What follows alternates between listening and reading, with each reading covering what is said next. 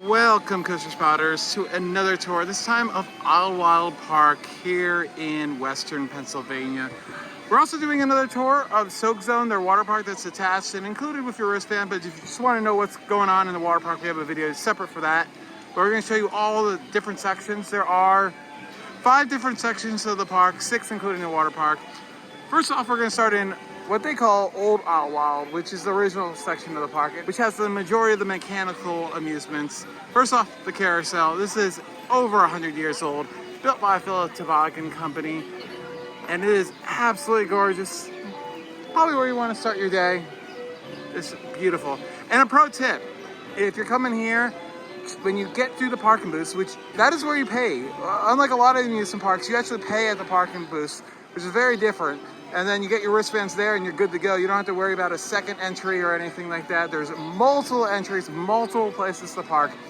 You're most likely gonna stay right as soon as you get through those toll booths and go to the furthest parking as possible. So you start at the back of the park instead of Storybook Forest or Jumpin Jungle or Hootin Holler, and then make your way towards the front after you've done some of the rides here in Olde Idlewild, and then do the water park. That's my suggestion.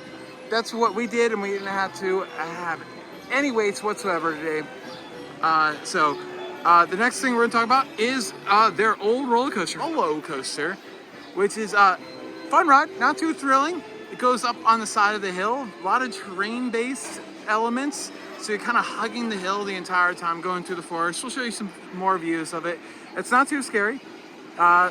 It is, though, unfortunately, per row, you can only have a maximum weight of 265 pounds.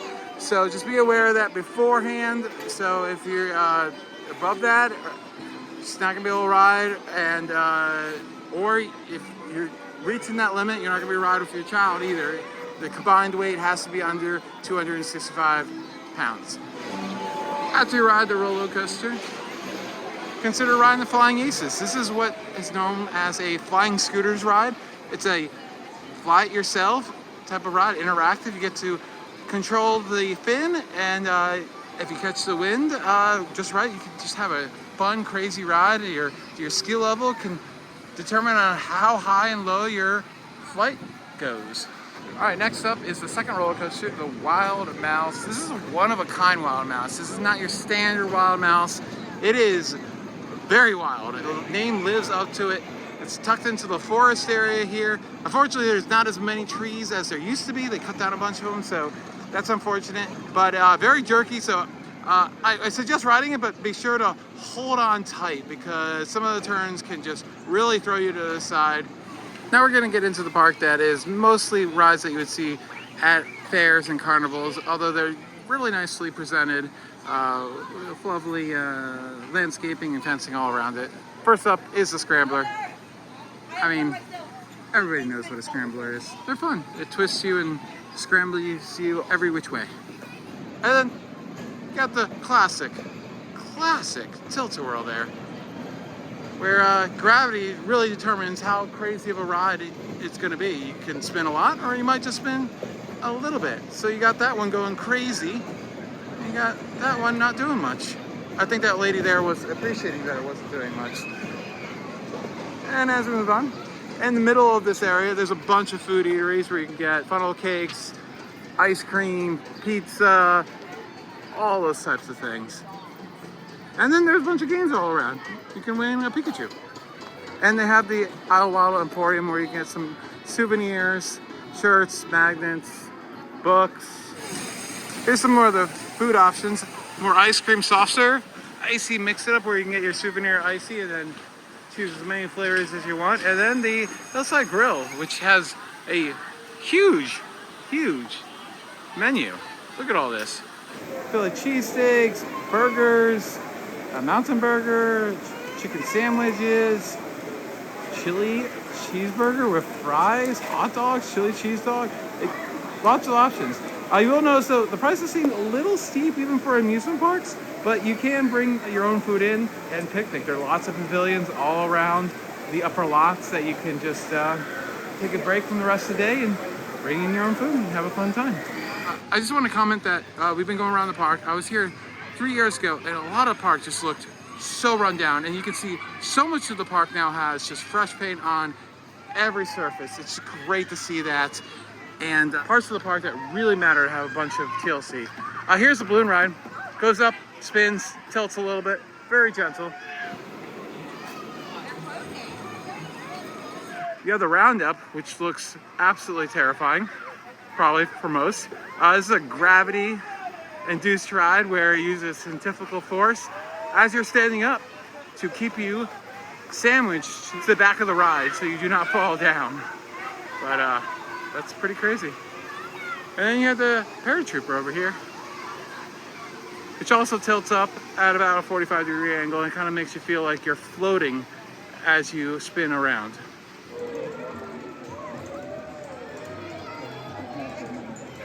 And our final two rides before we move on to the Hootin Holler section is the scooter, which are the bumper cars. It's pretty self-explanatory there.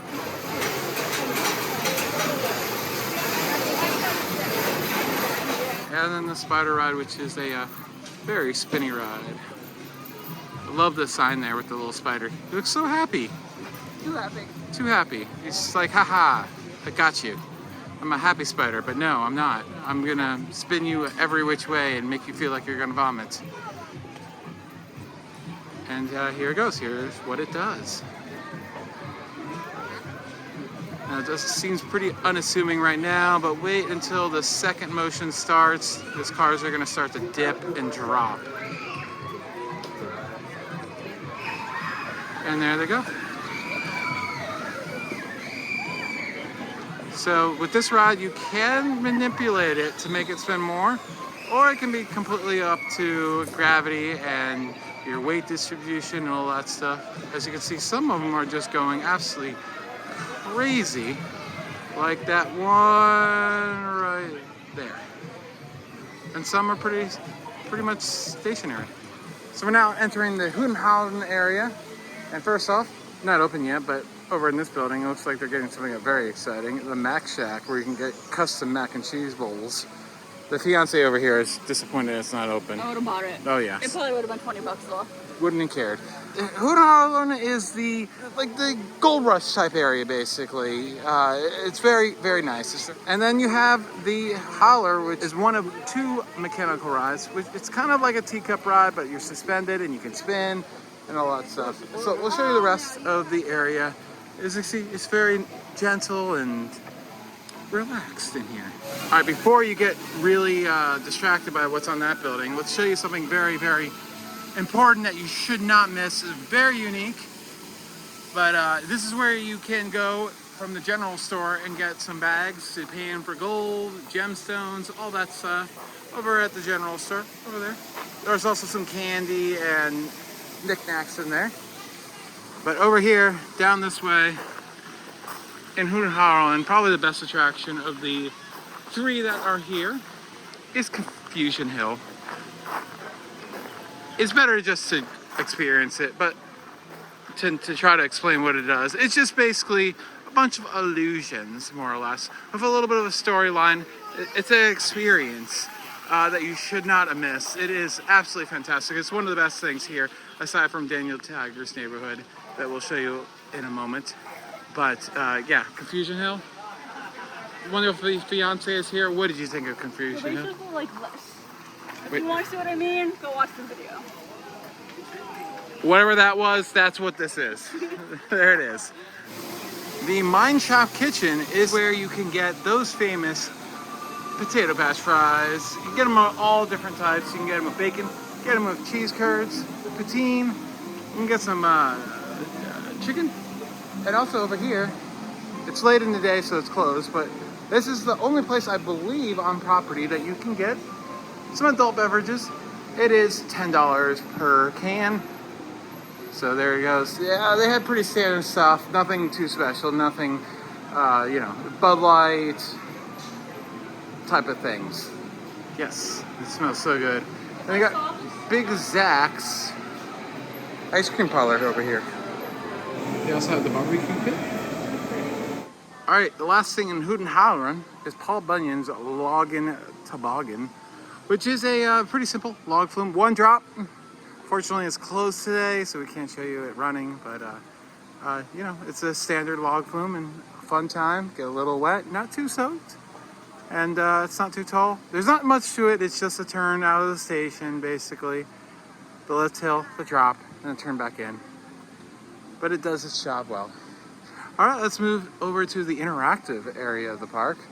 All right, our next section is the Jumpin Jungle, which has mostly interactive things and no rides whatsoever. There is a slide, and we'll show you everything else you can do. There are a lot of things closed in 2021 due to things that happen in the world, obviously. And this used to be a ball pit. This is now closed, unfortunately. And then you have this giant net climb, which is ridiculously tall. You have the jungle organ, where you can make a bunch of noise. The jungle juggler, which is like this. Ariel, help me out here. What would you call this thing? A science experiment. You have all the balls floating up in an air column. And you see you have some jungle gyms in the back. Then you have the mudslide. I like that name. Yes, the mudslide. Bigfoot's mudslide, which we're gonna go do. And it should be fun. Look at all this. That's huge. And there's even more back here, a little slide, more little climbing areas. On the way up to the Bigfoot mudslide. All right, entering into Raccoon Lagoon. You have Ricky's Gifts and the food stall over there. And on the left is one of two places that you can get the choo-choo train. The Local Hana Limited, which takes you back to where we saw earlier, Hootin Holler. So very scenic, very nice. You go over, if you do the full loop, you go over 2 trestles that go over the creek that goes through the park. It's gorgeous, very gorgeous. And then coming up on one of the, if you have smaller kids, one of the things that you just absolutely cannot miss. And if you have a fond memory of Mr. Rogers from your childhood, another thing you just cannot miss. It's Daniel Tiger's Neighborhood, which is a redo of the original Mr. Rogers Neighborhood. The spirit of it, the attraction is still there, but they just updated it to include the characters from the new show.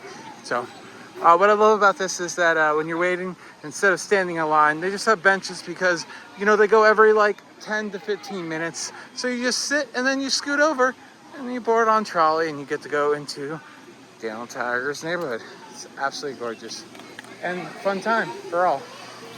Next ride we're coming up on is the Doodlebug, which is more or less a train that just goes in a circle. Very cute. Is it stuck? Oh, there it goes. Very cute. And we're gonna try to go basically clockwise around this place, but it's kind of a little bit of a Swiss cheese situation here. Lots of paths everywhere.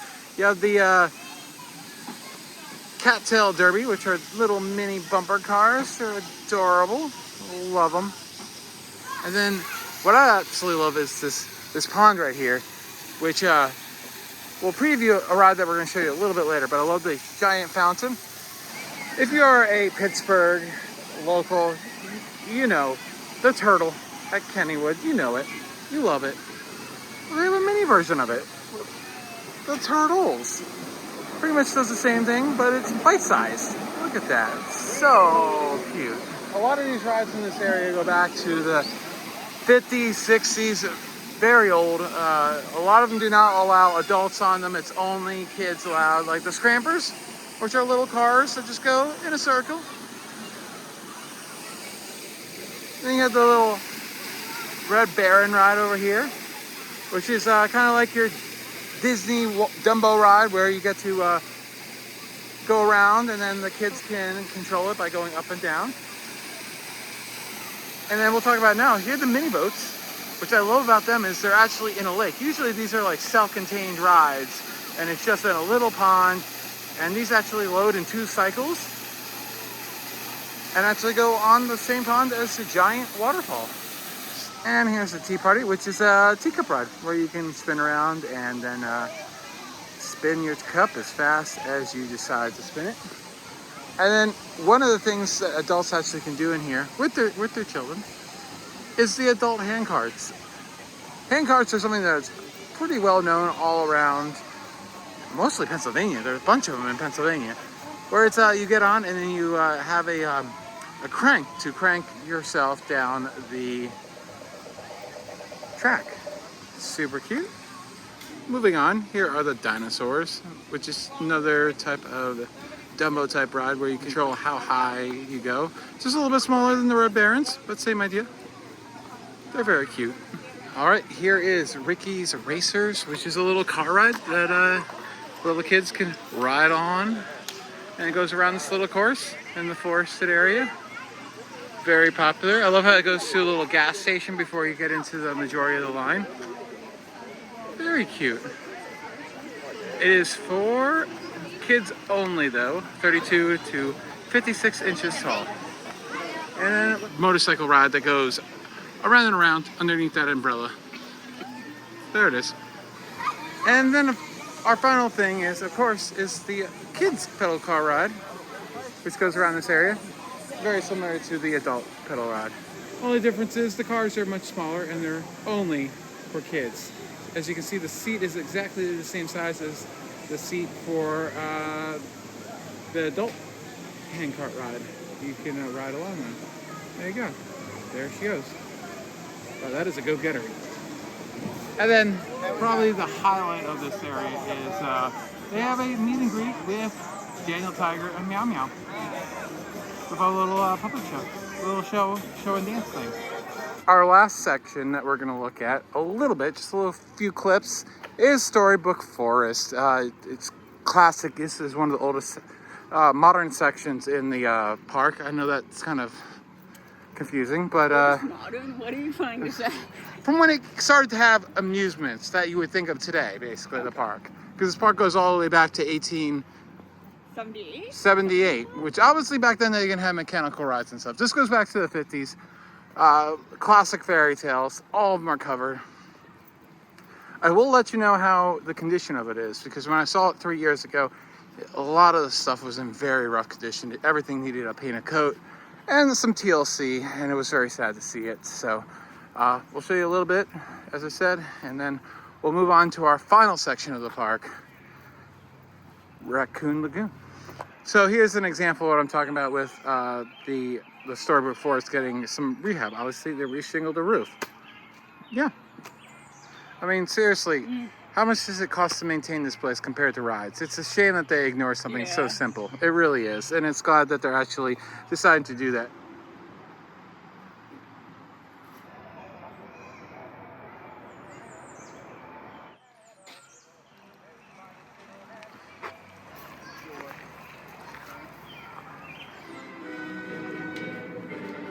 And that is everything that you can do at Idlewild Park, excluding the water park, which we have a separate tour for, as I said, if you want to check that out. We really enjoyed the park as two adults without a child, and we thought that the park had much been improved over 3 years ago with maintenance and operations, just little things that make your day so much more enjoyable. And it's just a great place to bring your kids and an entire family to have a picnic, maybe a cookout in the picnic pavilion areas, and just have a full day there. You know, it can be a little expensive, so look into your options if you want to do a season pass or pay per day. But that's it. Thanks for watching. This has been Alex for the Coaster Spot. We'll have plenty more tours across the United States coming soon.